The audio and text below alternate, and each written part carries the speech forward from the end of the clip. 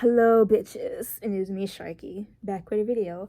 I know I've been gone for a while, didn't mean to, but oh well, oops.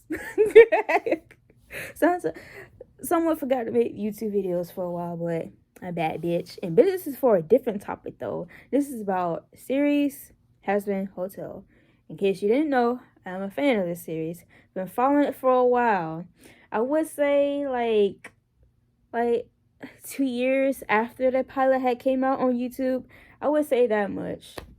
But it's probably been like 5 years now since that pilot was released. So I've been flying for a while. Been hoping we get the series, and it has came true. Season 1 fully released on Amazon Prime. Now I've seen all the episodes. I just seen episode 8 and 7 last night, and my head is like, I have like stars flying around my shit, because like it was amusing to watch, but it left like so many questions. I mean, the whole season to me left a lot of questions I need answered, but I really hope they get answered in season 2. But like, this is my like a little bit of critique about it, the season as a whole. I would give it a 7 out of 10, and here's why. -3 points because of the pacing. The pacing was the biggest critique for season 1. Rightfully so. Cause my theory is that they probably thought they weren't gonna get a second season.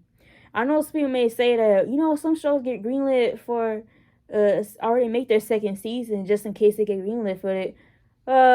Bullshit. Like, that's a waste of resource, waste of talent. Like, why the fuck would they finish filming a season 2 if they don't know they're going to get greenlit? I'm pretty sure they were going to get greenlit anyway, because like Amazon Prime is now popping because of that show.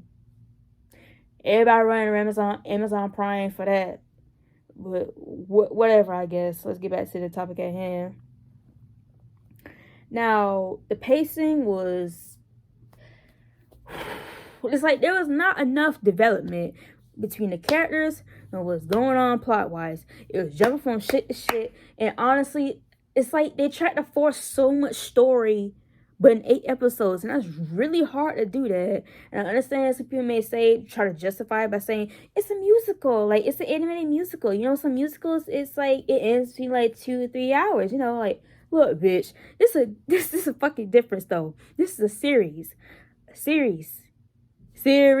Like, you're supposed to tell a story, like a consistent, concise story within a series. You don't jump from shit to shit and then expect it to stick with the fans, because it's not. Maybe it's a song they may like that.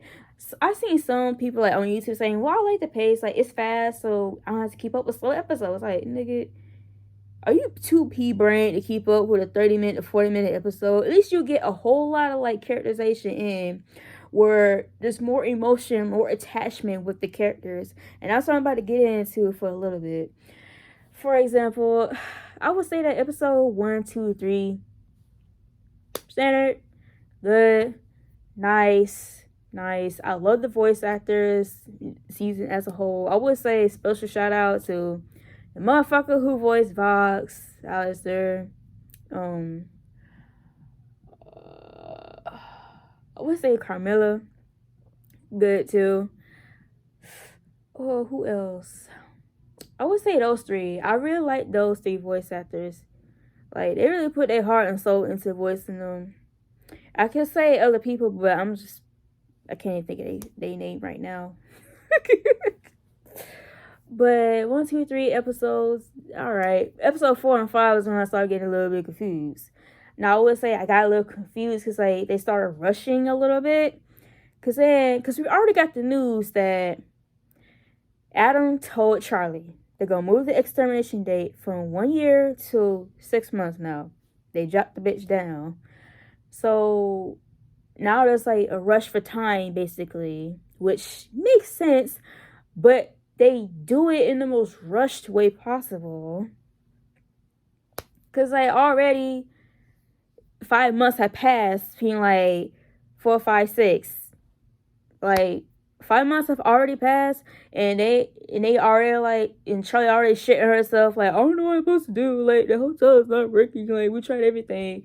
It's like, why don't you just Ask your dad. Like, you had 5 months. So you mean to tell me 5 months has passed and this bitch never thought of calling her dad for help at all? Like, try to get a meeting with heaven to, what the hell was she doing within those 5 months? I hate the time skip. I hate time skips in shows, movies, TV, unless it's a reasonable time skip, like someone growing up. But this is not what's happening in the show. They're not growing up. They're already grown, damn it. But it's just confusing. It messes up the timeline. And it kind of feels like a lazy plot device to like excuse certain shit that happens off screen. Like off screen development. Oh my god, I hate off screen development. Listen, it's reasonable if you did a little bit of development beforehand and then off screen like it evolves into something else. Reasonable. But bitch, you expect me to believe that Angel somehow developed more so much that he ain't finna do drugs? Even like talking about he clean now. When he was just telling Baggy that crack is expensive not that long ago. In the fucking Heaven episode, when Troy was trying to prove to Emily and Sarah, the two angels in heaven, that a sinner can be redeemed. So they chose angel dust as their example. So it's like, you motherfucker, bitch. You mean to tell me this motherfucker developed so much within the 5 months off screen? No, that's way too long. No. That motherfucker better get a day. A day or two. I don't believe that shit. I do not believe that. But it's alright. I'll let it slide because you press for time. Fucking loud ass siren outside, man. But that bugged me a little bit.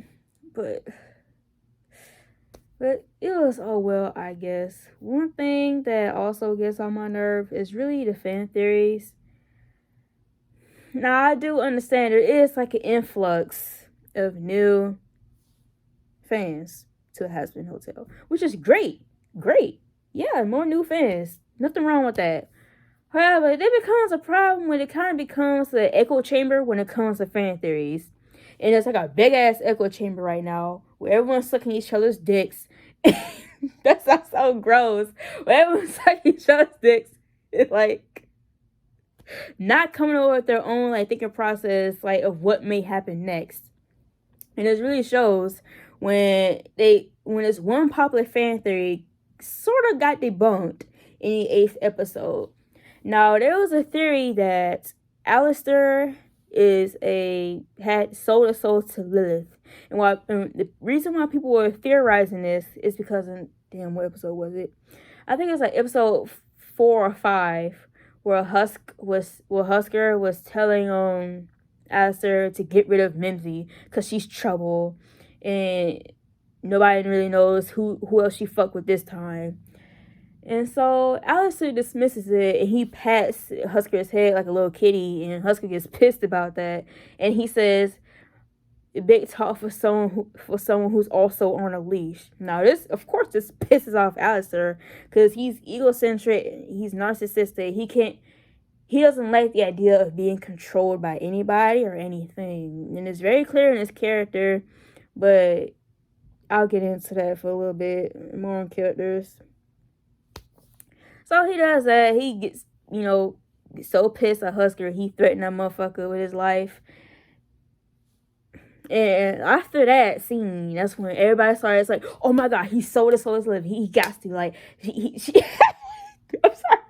He sold his soul to live. Like, the motherfuckers, like, building a plan. They got, like, an army. Like, they're trying to, like, rise up and, like, fight the dim age. I was like, bitch, that don't make no fucking sense. Like, it does not make sense. Here's why. If you were to think about a theory, like, ponder it for a little bit. Fuck the whole, they were both gone for 7 years shit. Whatever, that's not important, bitch. Think about what the hell you just said. You really think that this nigga sold his soul to Lilith to raise an army within the hotel, and this bitch been gone for 7 years, has not talked to Charlie, probably has not give a fuck about Charlie, and it really shows in episode 8.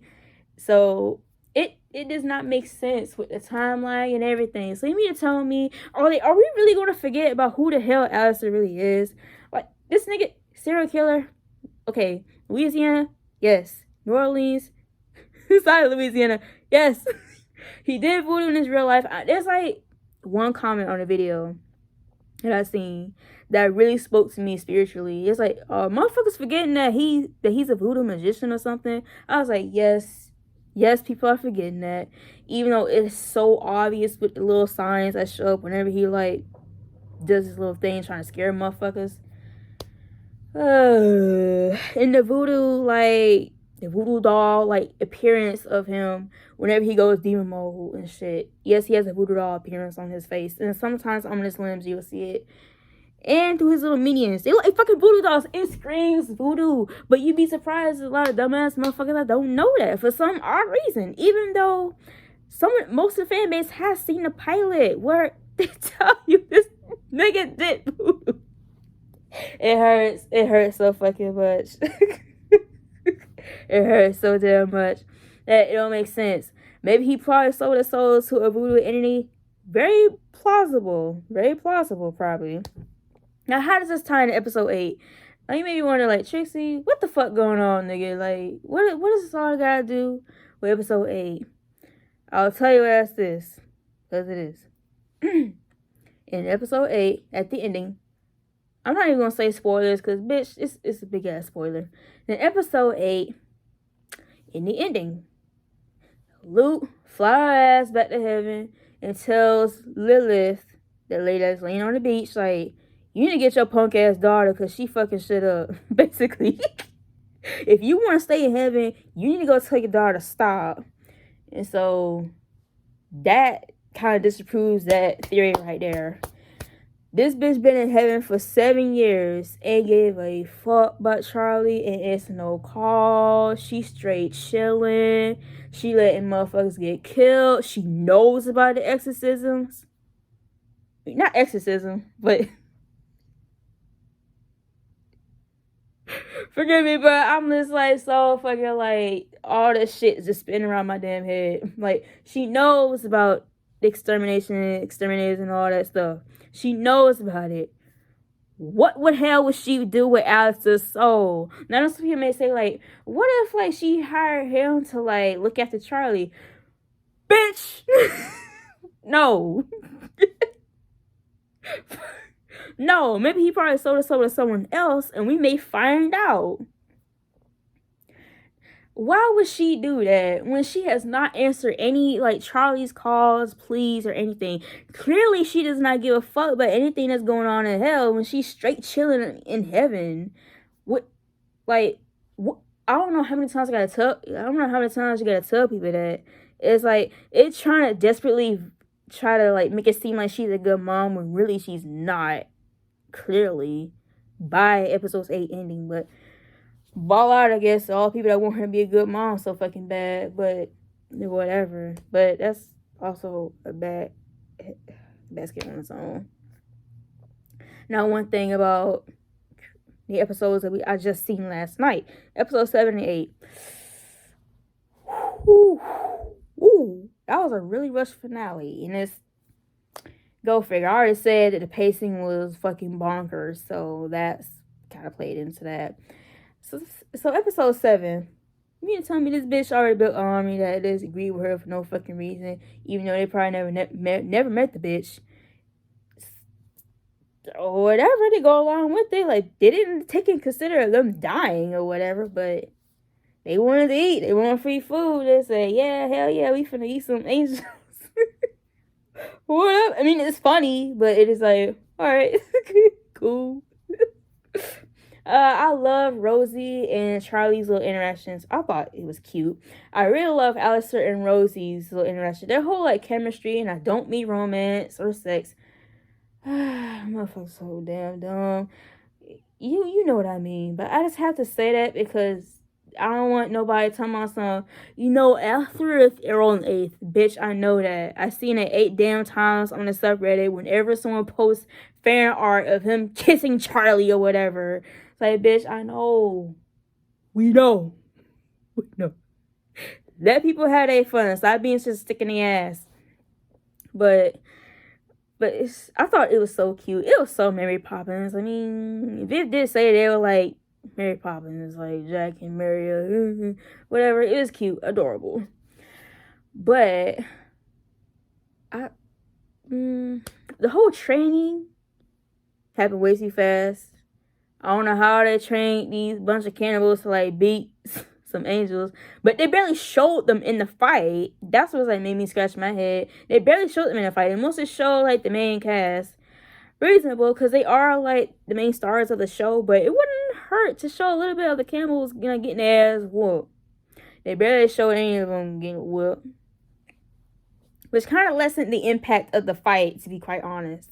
Like, you got this big battle between the angels and the people, the citizens at the hotel, and the cannibals. Some bloodshed should have happened. And mostly showed the bloodshed of the angels versus people like actually getting hurt. Other than Alistair and Charlie, is that the only motherfuckers they show getting hurt? I mean, other than one egg boy, and Potentious dying, but it wasn't a very convincing fight, at least to me. And I love fight scenes. It kind of felt like they didn't really know how to play it out a little bit. At least it looked like to me. It didn't show enough of the cannibals, like, interactions, like, fighting, even though they're there. We know they're there.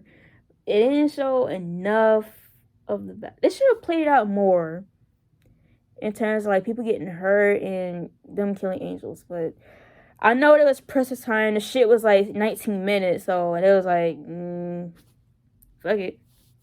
Also, speaking of the fights, one thing that made me scratch my head about that episode in particular, why the fuck did they let Alistair fight Adam? Because when you think about it, I liked the fight. I'm not gonna lie, I did like the fight. I thought it was interesting. It looked good. But when you think about it, it just made me scratch my head like, so wait. They didn't give this nigga an angel weapon? How the fuck is he supposed to fight Adam? How was that supposed to play out is my big question. How did Charlie think that Alistair would be able to kill Adam without an angel weapon? Because this raises more questions too. Did Alistair know that you need an angel weapon to kill them up, to kill angels? Because he knew that Carmine killed an angel, but did he know how? We don't know.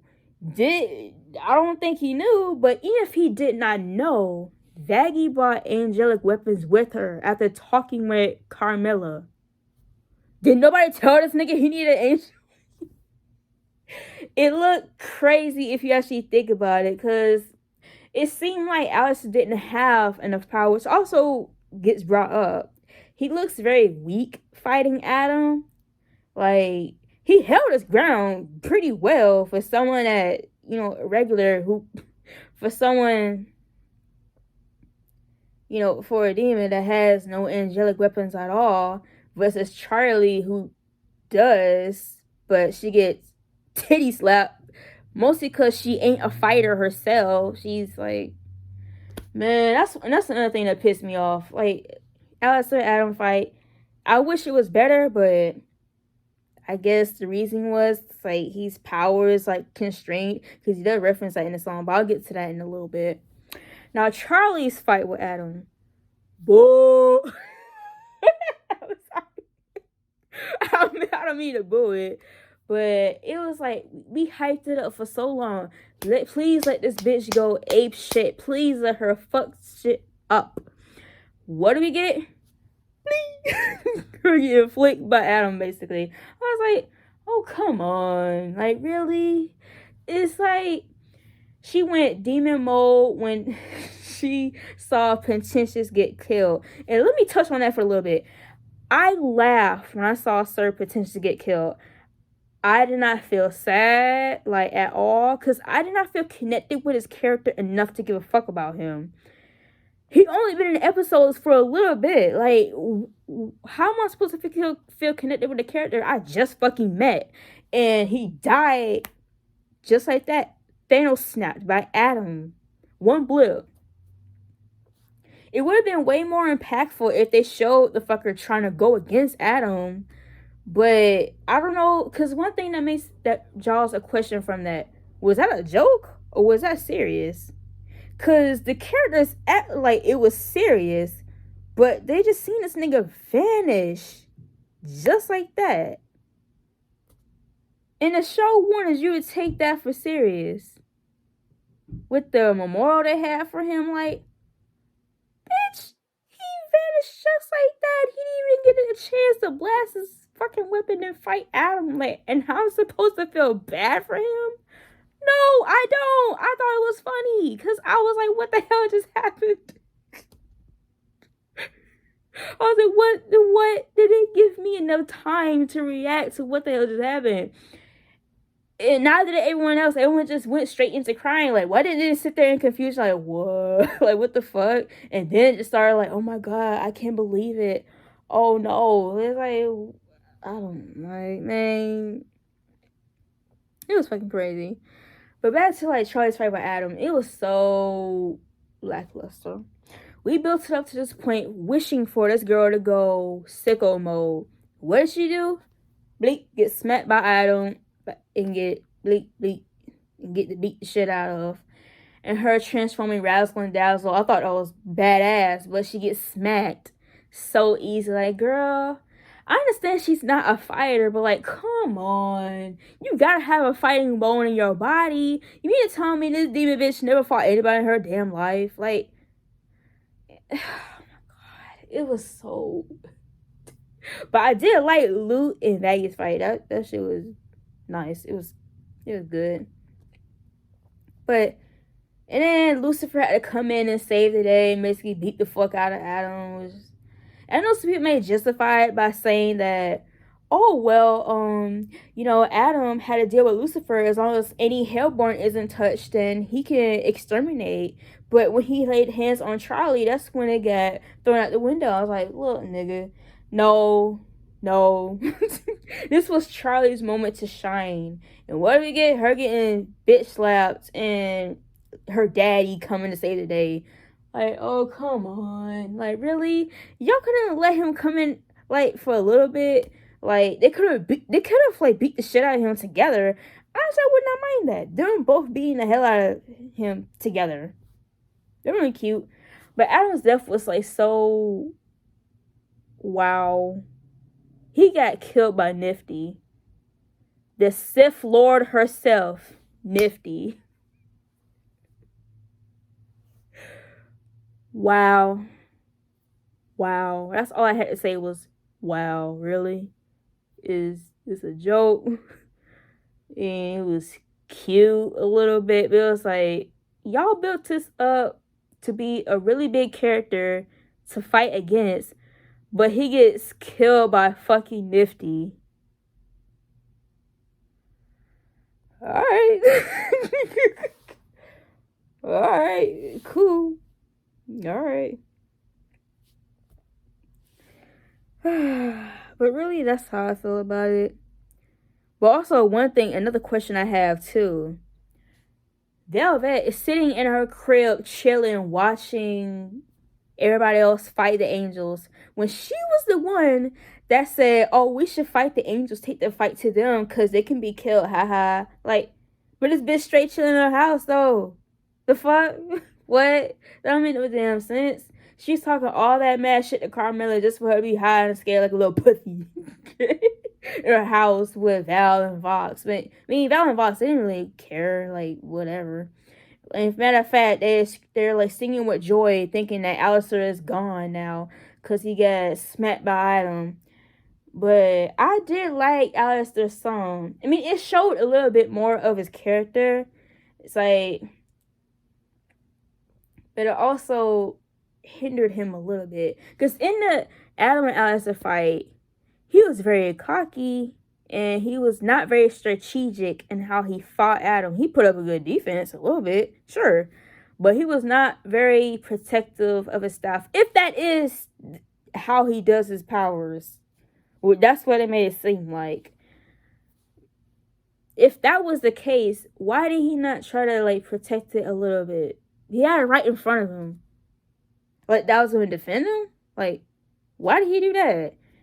I don't know. But I really liked his song. I thought it was really good. It did like show a little bit of him. It also elaborated on his character a little bit more. Let me explain that for a little bit. Some people may wonder, like, does he really care about the hotel, or he just after his own little interest? I feel like it's both. Like, this is my whole little opinion about it. I feel like he is starting to have feelings for, you know, Charlie and the gang in the hotel. Because his little conversation with Nifty, I thought it was so cute in episode, I think it's episode 7, when he has a little conversation with Nifty, saying that, oh, he's starting to feel a little sentimental for it. It's like, he could probably get used to that. You know, throwing it out there. Maybe he could get used to being around them. He's starting to like them a little bit. Maybe. You know, he should. Yeah, I thought that was like my favorite moment out of episode 7 and 8. This is a little interaction with Nifty. I thought it was so fucking cute. You got these two crazy ass motherfuckers having a chill conversation about how much they like being there. You know. And so how it ties into his song in episode 8. When he said he I know some people may wonder, like, his line when he says this line, great Alistair altruist died for his friends. Sorry to disappoint. This is not where that ends. Now, some people may speculate on that part, like, oh, he was just faking it to care. But honestly, I feel like he's conflicted with his feelings. It's like, because when you watch his emotions, don't judge by his smile, judge by his eyes. Because this nigga, he did admit that he smiles to show that he's in control. But all his emotion are in his eyes, in his tone of voice, basically. Now, what I think about what he mean by that is that he feels conflicted about his feelings. So that he cares, that he's shocked. Like, he's shocked that he cares about Charlie and the gang in a hotel. He's like, he can't believe he almost fucking died for them. But then it's like he also tries to remind himself that he needs to get rid of his leash, whoever he sold his soul to, that he probably wants Charlie's help with. Like, probably like convince her to help him with that, you know, with the favor, the deal that he made with Charlie. So it also ties into that. He didn't ask her for her soul. He said for a favor. Interesting. Interesting. It's like, if he really did not care about Charlie, he would have asked for a soul. If he really did not care about Charlie and the gang, why would he help the hotel and fight and almost die for them niggas? And that in this song, he kind of questions that himself. Like, he could not believe that he did that. But he also tries to remind himself, like, what his true intention is, to get rid of his leash and, you know, get his full potential back from whoever the fuck he sold his soul to. I kind of think it's a voodoo entity, but we don't really know. I mean, that sounds more logical to me versus the fucking dumbass Lilith theory. Like, I can't believe people are actually rolling with that theory. It's like, that's a dumbass theory. Just because they're both gone for the same amount of time, like, how do you not know that other people weren't gone for the same amount of time?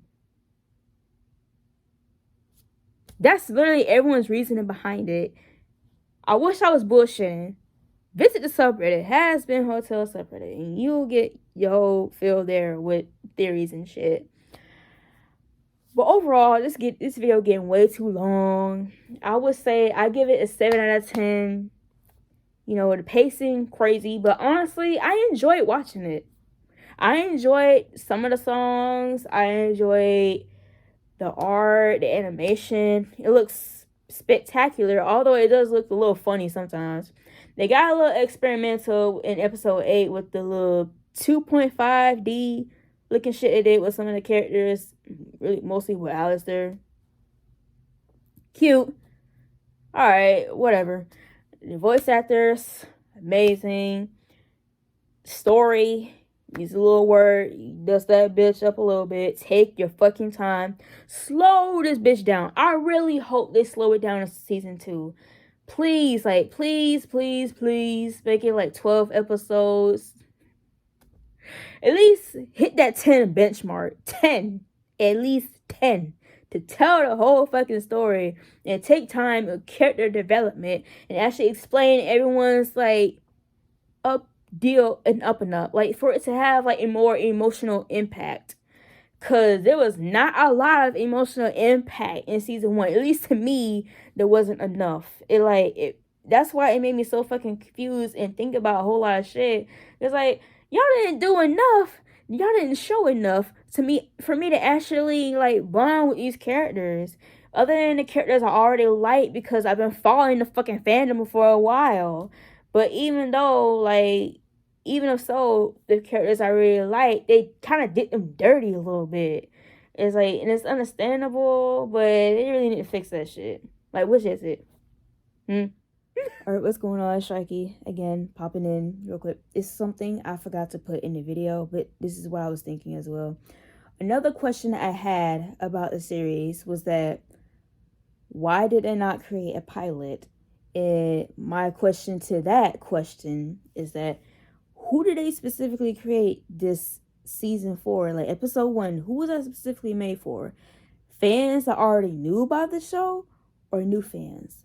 Because it is really, really hard to tell, because I really doubt new fans are going to be able to tell what the fuck is going on unless they've seen the pilot. But another question that comes from that is, the pilot still canon or is it not canon?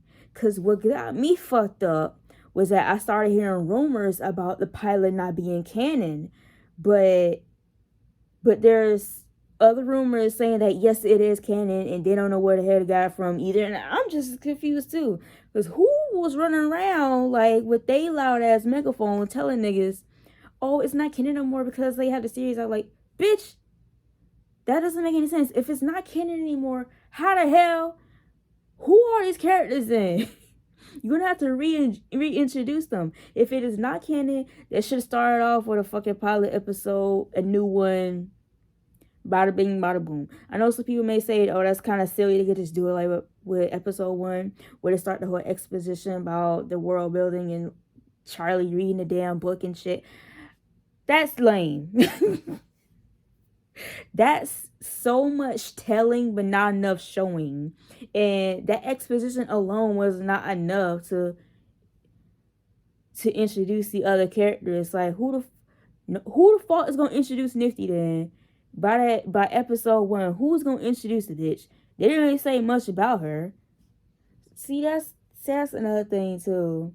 It's like, it's really hard to tell, but I'm not knocking the show. I really do believe it is good, but if you're just looking at it like surface level, like, oh, this looks amazing, you know, judging by the voice actors, the animation, you know, your anticipation for it, if like you're an old ass fan, you can really like look past the flaws that are in it. And I understand it. I perfectly do. They're rushing through this shit. They probably had so many ideas and they're so excited to tell this damn story. I get it. I truly do. But I really hope in season 2 they really don't do that again, because that's going to be a problem. Like, how would everyone else keep up then? If they just going to keep rushing everything, it'll be so difficult to keep up with that series. Like, it's going to mess up the story. It's going to muddy the waters and all that in terms of character development and like plot lines, storylines. Like, there was a whole lot of shit going on in season 1. It's way too much shit going on.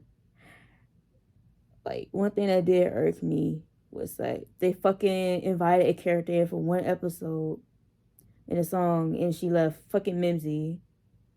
What was the point of bringing this bitch in here? Just cause like people kept dick riding her and talking, oh, I hope Mimsy, and then they're like, okay, you got the bitch, now what?